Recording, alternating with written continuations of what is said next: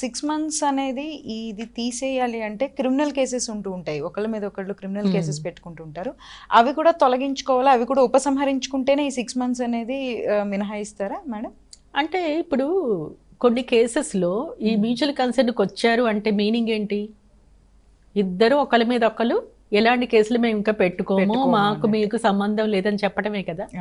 ఆ క్రిమినల్ కేసులు ఏమన్నా వేసుంటే అవి కూడా క్లోజ్ చేసుకోవాలి. ఇప్పుడు క్రిమినల్ కోర్ట్స్లో కూడా లోక్ అదాలత్ ఉంటుంది. అంటే అక్కడ లోక్ అదాలత్లో ఒక్కసారి అవార్డ్ పాస్ అయింది అనుకోండి, యాక్చువల్గా 498 ఇలాంటి కేసెస్లో ఒక్కసారి కనుక కేసు పెట్టాక వెనక్కి తీసుకోవద్దనే ఉంది.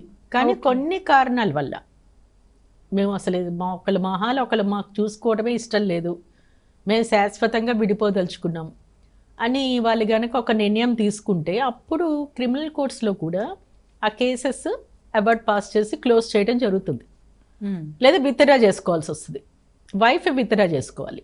చేసుకున్నప్పుడు అప్పుడు ఇక్కడ మ్యూచువల్ కన్సెంట్ అనేది అప్పుడు అంటే మాకు ఇంకా ఒకరి మీద ఒకరు ఎలాంటి ద్వేషాలు లేవు, ఒకరి మీద ఎలాంటి నేరాభియోగాలు లేవు, మాకు ఇంకా ఒకరికొకరు సంబంధం లేదు, మేము కలిసి ఉండలేము అంతే అనే స్టేట్మెంట్తో విడిపోయేది మ్యూచువల్ కన్సెంట్ అనేది.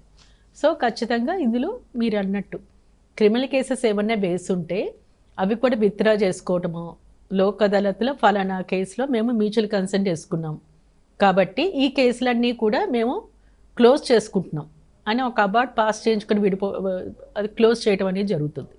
అది జరిగిన తర్వాత మాత్రమే ఈ మ్యూచువల్ కన్సెంట్ జడ్జిమెంట్ ఇవ్వటం జరుగుతుంది. అది వేసుకోవటం కానీ కోర్టు కన్సిడర్ చేయటం కానీ అప్పుడే జరుగుతుంది.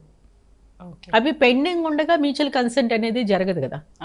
ఇప్పుడు ఇద్దరు ఒక అంగీకారానికి రావాలి అంటే ఒకరి మీద ఒకరు ఎలాంటి కేసెస్ ఉండకూడదు కదా. సో మీ క్వశ్చన్లోనే ఆన్సర్ ఉంది. సో అన్నీ సెటిల్ చేసుకున్న తర్వాత మాత్రమే మ్యూచువల్ కన్సెంట్కి వస్తారు.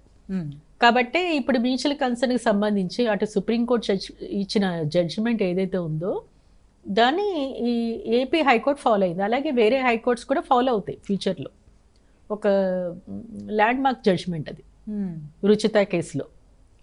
అసలు జనరల్గా ఏంటంటే ఫ్యామిలీ కోర్టు కేసు సంబంధించి వాళ్ళ పేర్లు అనేవి ఎప్పుడు కూడా డిస్క్లోజ్ చేయబడవు. మనమే మీరు ఎప్పుడైనా కూడా ఏదైనా కేసు గురించి సెర్చ్ చేశారు, అక్కడ వైఫ్ అండ్ హస్బెండ్ పేర్స్ మీకు ఎలా కనిపిస్తాయి అంటే XY అనో లేదా బ్లాంక్ పెట్టో జస్ట్ మీకు అక్కడ అడ్వకేట్స్ పేర్లే కనిపిస్తాయి, పార్టీస్ పేర్లు కనిపించవు. ఈ సుప్రీంకోర్టులో పేర్లు కనిపించాయి కానీ జనరల్గా ఫ్యామిలీ కోర్ట్ కేసెస్ ఏవైనా సరే ఎవరైతే కేసులు వేసుకున్నారో వాళ్ళ పేర్లు కనిపించే విధంగా వాళ్ళు దాన్ని అప్లోడ్ చేయరు. ఆ పేర్లు బ్లాంక్ పెట్టే మీరు ఆ కేసులు చదవటం అనేది జరుగుతుంది.